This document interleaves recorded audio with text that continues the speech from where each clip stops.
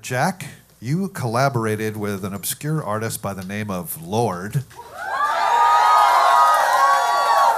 on her she wrote that song with me, Don't Take the Money. Yes, that song, and also her new single, Green Light. So she's like the latest in a line of great female artists you've collaborated with over the past few years. So is it easier to write with women as opposed to guys, or? Maybe not as a whole generalization, but I think the music industry is pretty weird, and a lot of men have let's crush this, let's crush the world feeling, and sometimes, at least in my experience, I don't have people around. I don't make records with anyone else around. So when people come over and they come to the studio and it's me and one other person, I usually just I don't know. I've tried to, because I get that question a lot, to think about it. Sometimes I write in a falsetto octave, so maybe it works for that reason. Grew up with sisters, I don't know, but there's a pattern there, and I'm fine with it. Yeah, and it turns out very well, obviously. Speaking of female artists, you released an album called Strange Thrills, Volume 2. No, Terrible Thrills. Terrible Thrills. Terrible Thrills. Strange Thrills is cool too. Volume 2, or yeah, 2.0. So, where women covered each song in your album, Strange Desire, is that something you'd like to do with this latest album? Well, I did it with my I did it with my old band Steel Train, so that's why this was number 2. And I saw it, so I see cycles, and I think that you put an album out, then you tour it, and you keep redefining it on tour, and then I always wanted to end. So I saw this project as the album being redefined by women as like a bow at the end. So if I were to do it again, it wouldn't be till the end of Gone Now.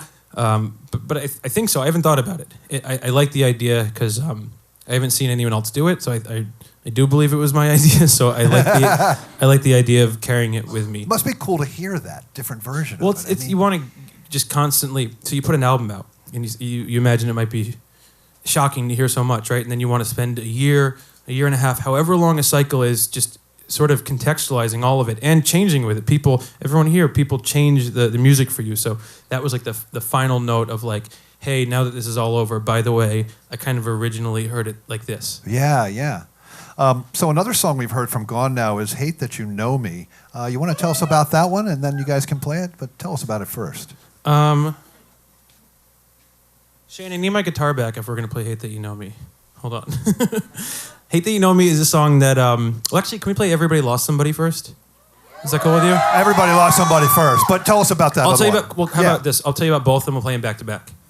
You want to do Does that? that work? Okay, so Hate That You Know Me. Yeah, tell us about that one. I wanted to write this very sad song with this very big tom-tom club kind of beat. So I thought, when you're in a relationship and you can't escape yourself because someone has to look at you? Right? Like you're alone. Yeah. You walk by the mirror, who cares? You're in a relationship, you're always looking in the mirror in some way. So I had this lyric, I hate that you know me so well. I hate that you know me so well. I wish that I wasn't myself. Makes me hate that you know me so well. You got to face yourself. So I thought that was such a sad and intense lyric. What if I put it behind this big pop song? Yeah. And then Everybody Lost Somebody. And then Everybody Lost Somebody, You're which like, is the perfect. Yeah. You know what I mean? Absolutely. Yeah. You want to play that one for us? Everybody Lost Somebody? Yeah, I want to do that one. That's an important one to me. All right, let's do that one. Bleachers!